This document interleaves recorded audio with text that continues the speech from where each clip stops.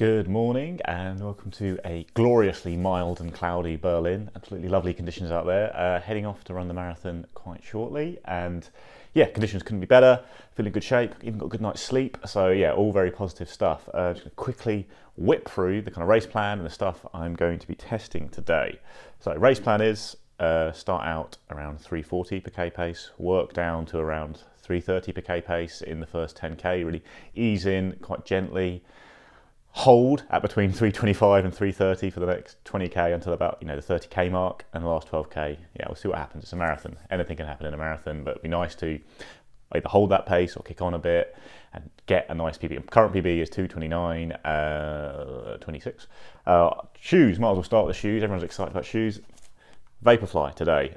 Slightly unexpectedly to me, it's not my favourite marathon shoe, but in the last kind of 3-4 weeks of marathon training, I found that the really softer ones, the Vaporfly, the Endorphin Pro 3, which were basically the two I was picking between, just weren't doing it for me. The slightly softer feel was starting to make my body not feel good on runs. I had like little calf niggles and the lower drop Vaporfly, and wasn't just loving the shoes. Like, I didn't feel like I really was starting to appreciate a firmer ride. The Vaporfly is a firm ride nowadays for carbon shoes, and yeah, it's got the higher drop, it's got that tippy forward feeling, the firmer feel. I think that's just going to suit me better today, so that's what I've gone with in the end. It's a Vaporfly, it's always a solid option in any distance. Then for the race plan, in terms of fueling, I am using my usual system of carrying drinks in soft flasks like these, 250ml soft flasks, these Decathlon ones. I'm using Morton's Drink 360, so I've had some of that this morning. I've used that strategy for a long time, and then my last marathon at London I went to a gel-only strategy to see, because it is a bit easier to carry gels, and I didn't like it. Didn't feel great in the stomach, didn't feel like I was getting the fuel into my system as well as when I use the drinks, so I'm back on the drinks today. So I'm carrying 3 soft flasks, so that's 750ml, and there's 40 milligrams of carbs in each from the drink, and then I've got a couple of gels as well for another 20 each. So the plan will be every 5k to have something. Probably first 5k I'll have a caffeine gel, the Morton caffeine gel, and then after that, every 5k I'll probably sip half of one of those 250ml flasks, so 20 grams of carbs, just keep constant stream in, and like I said, I think the drink just gets into my system better and I get the carbs in better, so that's where I've gone for them. It's a bit of a pain to carry those, as everyone knows, but I am using my new favourite shorts, the Decathlon shorts. Now, I will put a link into these because the name is something, but it's something like Decathlon Support, Kip Run Support Tight. They're women's shorts, that's key to note, but I prefer half tights. The men's range at Decathlon only has kind of loose shorts, which I don't use so much. But yeah, they've got 2 big pockets at the back, a nice big zip pocket at the front. You can put the 3 drinks in there, very tight, doesn't bother me at all running with those, and then slip in. I'll put the gels in either side. I'm also going to carry a couple of electrolyte tabs. This is the Precision Hydration, Fueling and Hydration 1500 mix. They're in there, they don't take up any weight or anything. I just chuck them in, and if I get to a bottle station about halfway and there is a bottle I can drop a tab in, I might do that on the run, depending on how well I'm feeling. It's a bit of a faff, and it's not something I think is strictly necessary, but I've got them there just in case. Don't mind carrying stuff. Other than that, I'm not really testing a new kit, I don't think. I've got my Panda Sporks socks on to go with Vaporfly. I've got my club vest, which is just a Soars Elite vest in my club colours. And then I've got, and that's about it really. I'm going to wear a hat today, not a headband. Yeah, so yeah, main things I guess would be watches. Stupid Nick, forgot the watches. Trusty Epix 2, most reliable GPS, best pacing on the market for me. Going up against the Apple Watch Ultra, which I'm just going to have on my wrist and just test to see if it's, what GPS it produces on a big city marathon like this with lots of tall buildings. Not going to use headphones or anything like that, so it's purely just there as another GPS watch. And I'll be looking at the Epix mainly. I'm doing 3k splits today to try and spread out the splits a little bit throughout the run. But yeah, so that's the plan. Ease in nice and gently, hold for 20k, see what happens the last 12k.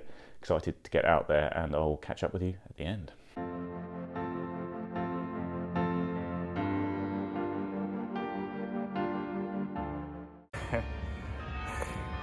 .228, 30, 40, something like that. It's a big PB.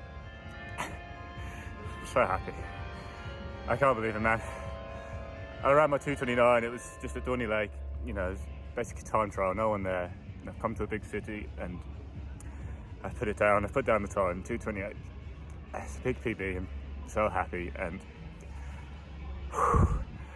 I can't believe I've done it. I think I'm happy now forever with the marathon.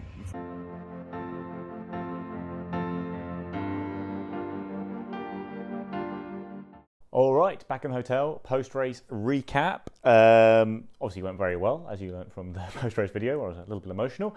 Yeah, nice big PB, executed my plan really, really well up until kilometre 26 when the wheels kind of came off, but I held it together to log a nice PB. I was looking more at 2:27, then it started to really fall apart. I thought, just going to get this PB down, and very pleased to hold on for a 2:28. Delighted, in fact. It's been a very good day.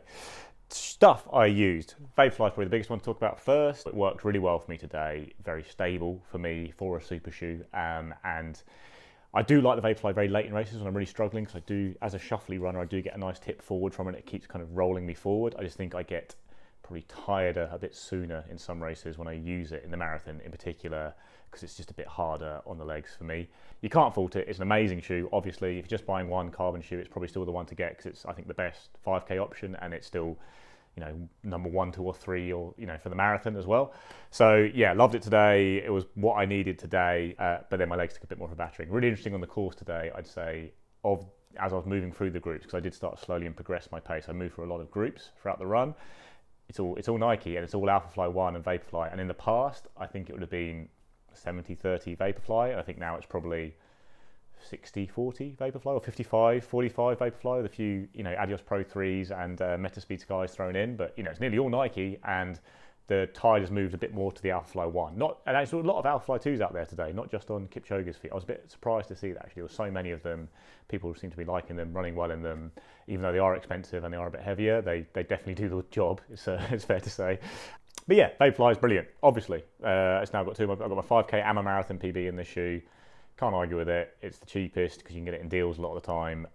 So yeah, very good shoe. Thank you very much to Sports Shoes, actually, who got me the new orange one for this race. I was going to race in my kind of old white ones, a bit beaten up, but yeah, very pleased to have a pretty new pair on for the race itself. Watches, both did a really good job. Actually came in almost exactly the same. Both of them were slightly long, 42.54 and 42.56 on the Epix 2 and the Apple Watch. Epix 2, like I say, has been the best GPS watch I've ever tested in terms of accuracy. The Apple Watch was great today. I was doing 3K splits, and I was using the Epix mainly, and I'd kind of reset it if it got a little bit too far ahead at the 3K marker. It was very good for pacing. And, you know, generally, like in all races, after a while, you start just doing the maths. You know, you go through 14K and you triple your time and see what that's going to get you. You go through halfway and double it and that kind of thing. So the watch was helpful just for pacing, but a lot of it was just running actually mostly on feel, because I was starting easy and then progressing and then holding a good pace for a long period and then falling apart. So the watch doesn't help there. I also wanted to add a quick bit about the battery life on the Apple Watch after the marathon. So I charged it the night before the marathon and then went to bed with it at 100%. You want to have the night's sleep recorded, then go into the marathon.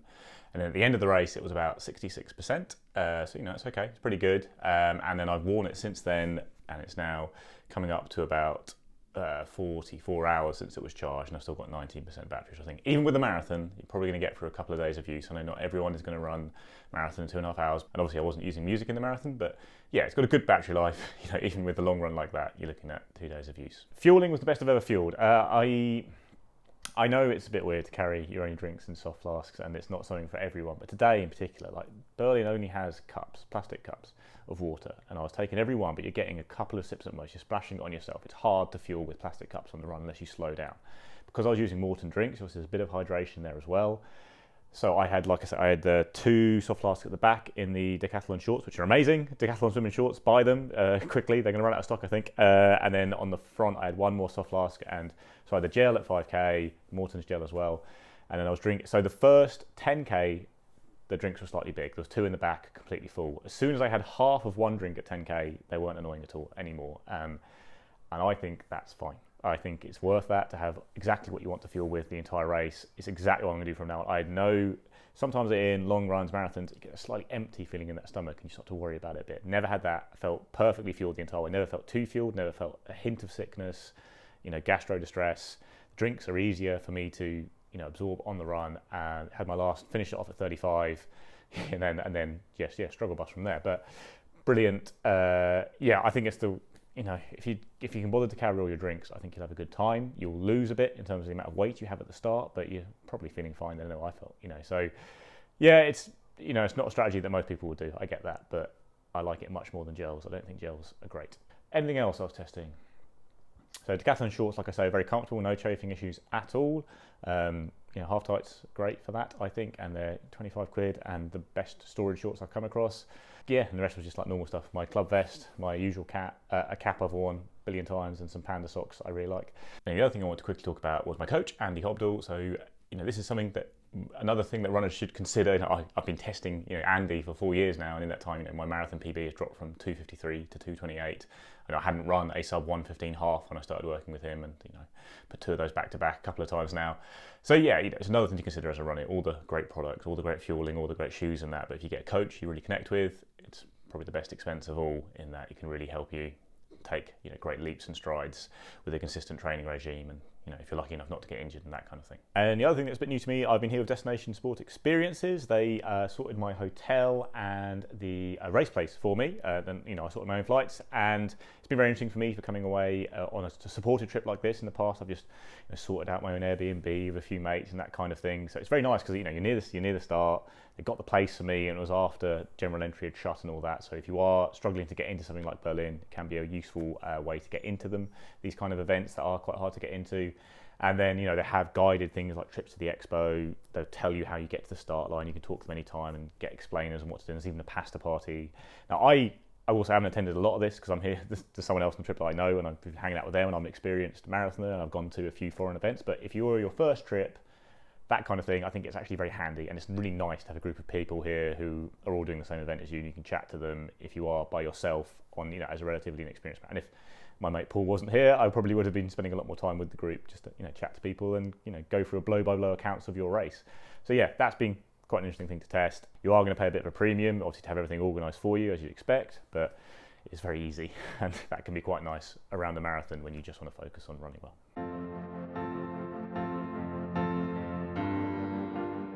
All right then, that's me. I'm going to go have a bit more dinner, and yeah, thanks very much for watching. Thanks very much to anyone who watches the channel who came up and said hello. It was really nice. It was some really nice. I was very touched, I have to say, and the comments on things like Strava and stuff like that were, I don't know, I've been fairly emotional a lot of today, and I really, really like them. So thank you very much to anyone who's done that. Please do like, subscribe, ring the little bell, go watch our carbon shoe video if you want to talk about carbon shoes for 50 minutes, and look out for more race videos coming. Got London next week. I'm running, but running slowly, but other people will be running well. And then Chicago is a big one for Tom, going for a sub 3, and Mike's going to go and see what he can do after a kind of slightly illness-ravaged training plan. But yeah, lots of race videos coming up. We're hitting the majors this year, and we're all very excited, so do watch those.